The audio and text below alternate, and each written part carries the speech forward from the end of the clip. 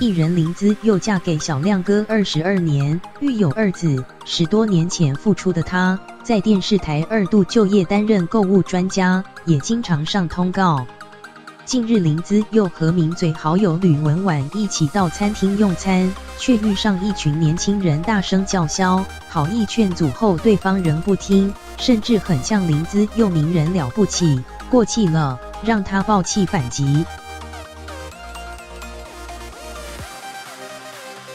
林姿佑今天19日凌晨在脸书上 PO 出长文，表示自己和友人约在某餐厅吃饭，期间旁边有2桌吃春酒的年轻人不停大声嚷嚷，甚至跳来跳去，拍手叫嚣，把大厅当成游乐场。有人看不下去，请他们小声点，吕文婉也出声制止，却引来对方觉得在找麻烦。20几个人在门口很呛名嘴有什么了不起？过气了，有什么了不起的？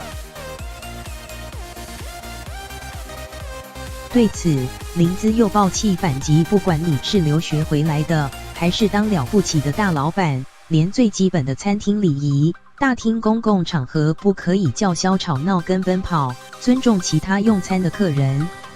这样的礼貌都不懂，我真替栽培你的父母汗颜，干嘛不在自己开的店玩乐啊？花一点钱包一个小包厢就要使用人家一整层，是当其他客人都是屁吗？